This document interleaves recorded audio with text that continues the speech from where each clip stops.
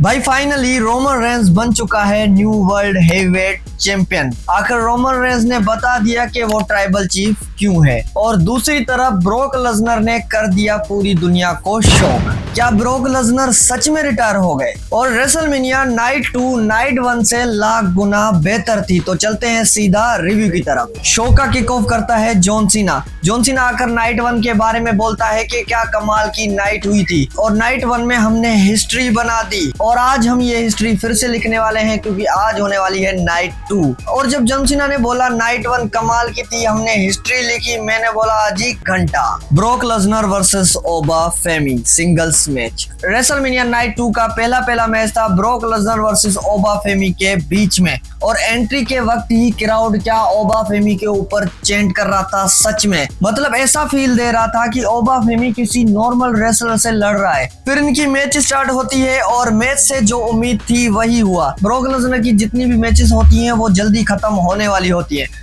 और आज भी कुछ ऐसा ही हुआ। हालांकि यहाँ पे ब्रोक लेसनर ने हमें सुप्लेक्स सिटी भी दिखाई और साथ साथ ओबा फेमी को F5 भी मार दिया। लेकिन भाई उस F5 से ओबा फेमी ऐसे उठे जैसे कुछ हुआ ही नहीं। ओबा फेमी उठे, ब्रोक लेसनर को चोक स्लैम लगाया, फिर अपना फिनिशर लगाया और उस चीज से ब्रोक लेसनर हो गए पिन। और इस मैच ने बहुत सारे सवाल दे दिए। पहला सवाल ये कि भाई ब्रोक लेसनर हारा कैसे। दूसरा सवाल ये कि ब्रोक लेसनर सच में रिटायर होगा। और तीसरा सवाल सबसे बड़ा, ब्रोक लेसनर वर्सेस गुंथर का मैच होगा कि नहीं। मतलब ओबा फेमी जैसे ही मैच जीता उसके बाद ब्रोक लेसनर रिंग में बैठ गए इमोशनल होकर। फिर उसके बाद ब्रोक लेसनर ने अपने ग्लव भी उतारे और साथ साथ जूते भी उतारे। और एक रेसलर ये साइन तब देता है जब उसको रिटायर होना होता है और इस चीज की आज बिल्कुल उम्मीद नहीं थी। जिस तरह से इमोशनल होकर ब्रोक लेसनर गए तो मुझे लग रहा है कि ये ब्रोक लेसनर की आखिरी रेसलमेनिया थी। और यकीन नहीं हो रहा इस चीज पे क्योंकि थोड़ा टाइम था ब्रोक लेसनर की रिटायरमेंट में,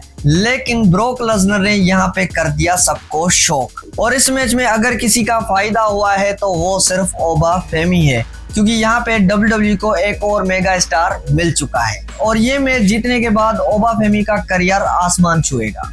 इंटरकॉन्टिनेंटल चैंपियनशिप लैडर मैच। भाई ये लैडर मैच, इससे जो उम्मीदें थी इन्होंने वही डिलीवर किया। जवान एवंस की परफॉर्मेंस देखो, ड्रैगन ली की परफॉर्मेंस देखो, पेंटा की परफॉर्मेंस देखो, रे मिस्टेरियो की परफॉर्मेंस देखो, टोटली ऑसम। और मैंने आपको पहले ही बताया था कि इस मैच में सारे के सारे हाई फ्लायर हैं तो ये मैच रेसलमेनिया का कमाल मैच जाएगा। और वही हुआ, क्या कमाल की परफॉर्मेंस दी है सारे रेसलर्स ने मिलकर। यहाँ पे एक कमाल का ओजी कटर मारा जवान एवंस ने, वो भी रूसेफ को। फिर पेंटा ने लेडर पे मैक्सिकन डिस्ट्रॉयर भी लगाया और जो रूसेफ को पटक के लेडर पे मारा है भाई वो तो कमाल। और इस मैच के विनर की बात करें तो यहाँ पे पेंटा रिटेन कर चुका है अपना इंटरकॉन्टिनेंटल टाइटल। लेकिन इस बार मैं दिल से चाहता था कि यार ये मौका रे मिस्टेरियो को मिले क्योंकि रे मिस्टेरियो की भी रिटायरमेंट बहुत ही ज्यादा करीब है। तो रिटायरमेंट से पहले रे मिस्टेरियो को चैंपियन बनना चाहिए था। लेकिन WWE वालों का ऐसा कुछ इरादा नहीं था। यहाँ पे पेंटा रिटेन कर लेते हैं अपना टाइटल। और इस मैच की बात करें तो ये मैच भी एक ऑसम मैच रहा। Trick William versus Sami Zayn United State championship. Third match होता है Trick William versus Sami Zayn के बीच में। और जिस तरह से क्राउड सेमी ज़ेन को बू कर रहा था उसी हिसाब से सेमी ज़ेन इस मैच में फ्रस्ट्रेट हो गए थे। और सेमी ज़ेन का यहाँ पे थोड़ा हील टर्न भी देखने को मिला। मतलब अभी ज्यादा WWE ने इस चीज को पुश नहीं किया लेकिन थोड़ा सा हील टर्न देखने को मिला जब सेमी ज़ेन ने अटैक किया लिल याची के ऊपर। और ये मैच भी काफी ज्यादा शॉर्ट किया गया था। यहाँ पे लिल याची आके डिस्ट्रैक्ट करते हैं सेमी ज़ेन को, जिस चीज का फायदा उठा के ट्रिक विलियम सेमी ज़ेन को मार देता है ट्रिक शॉट। लेकिन उस चीज से सेमी ज़ेन कर देते हैं किक आउट। फिर सेमी ज़ेन अपनी हलूला किक लगाने जा रहे थे तो ट्रिक विलियम ने एक और ट्रिक शॉट लगा दी और यहाँ पे ट्रिक विलियम ये मैच निकाल लेते हैं और बन जाते हैं न्यू US चैंपियन। और दूसरी तरफ अगर सेमी ज़ेन की बात करें तो उसका हील टर्न भी आते आते रह गया। लेकिन अब मैं ये होप करता हूं कि US टाइटल के साथ कुछ अच्छा होगा। Demon fin baler versus Dominik Mysterio. WrestleMania night 2 की फोर्थ मैच हुई थी demon fin baler versus Dominik Mysterio. लेकिन यहाँ पे सच बताऊं तो डीमन वाली फील आई ही नहीं। जिस तरह से डीमन फिन बेलर का कैरेक्टर हमने पहले के टाइम देखा है, इस बार बहुत सी चीजें मिस थी। मतलब इस चीज को मैं एक्सप्रेस नहीं कर पा रहा कि मैं क्या बोलना चाह रहा हूँ लेकिन मुझे इस बार डीमन कैरेक्टर कुछ अच्छा नहीं लगा। और यहाँ पे WWE ने एक और गड़बड़ कर दी। यहाँ पे जजमेंट डे आती, डीमन फिन बेलर के लिए मैच जीतना थोड़ा मुश्किल हो जाता तो मजा आ जाता, लेकिन ये 1-on-1 सिंगल्स मैच थी, कोई इंटरफेरेंस नहीं हुई, जिसके साथ easily fin baler Dominik Mysterio से ये मैच निकाल लेते हैं। अब होप करता हूँ कि इसके बाद फिन बेलर के साथ कुछ अच्छा ही हो। WWE women's championship Jade Cargill versus Rhea Ripley. और ये मैच तब तक सही था जब तक ये दोनों सिंगल में लड़ रहे थे। उसके बाद वहां पे मीचेन, बीफेब सारे आकर रिया रिप्ली को डिस्ट्रैक्ट करने लग जाते हैं और ये मैच लिटरली 1-on-3 लग रहा था। फिर वहां पे ईओ स्काई भी आ जाती है। ईओ स्काई आकर ही मीचेन और बीफेब को धो देती है। उसके बाद वो जेड गार्गिल को भी डिस्ट्रैक्ट कर लेती है, जिसके चक्कर में रिया रिप्ली रिपटाइड मारकर ये मैच जीत जाती है। और जैसा कि हमने प्रेडिक्ट किया था,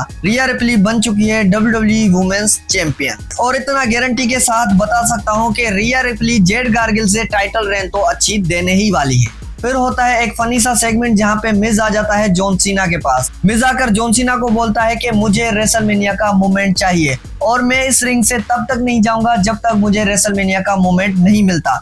तभी वहां पे डैन होजेन आ जाता है और डैन होजेन अपने साथ छोटे छोटे डैन होजेन और भी लाता है। और ये सेगमेंट फुल ऑन फन बना के रखा था, जहां पे छोटे डैन होजेन ने किट विल्सन को लो ब्लो भी मारा और सारे छोटे डैन होजेन मारना शुरू हो गए किट विल्सन को। उसके बाद डैन होजेन ने भी लो बिलो लगा दिया मिज को, और मिज को डैन होजेन ने वहां पे जॉन सीना का नफल शफल भी लगा दिया। और इस चीज पे जॉन सीना बहुत ही ज्यादा हंस रहा था कि किन जोकर्स में आकर मैं फंस गया। लेकिन अगर एंटरटेनमेंट पर्पज से देखा जाए तो ये सेगमेंट परफेक्ट था। WWE world heavyweight championship Roman Reigns versus CM पंक। फिर होता है रेसलमेनिया नाइट 2 का main event Roman Reigns versus CM पंक के बीच में। और जिस तरह से इनकी ग्रैंड एंट्री थी उसी तरह से इनकी ग्रैंड मैच थी, जहां पे रोमन रेंस CM पंक दोनों एक दूसरे को ढीठ बन के मार रहे थे।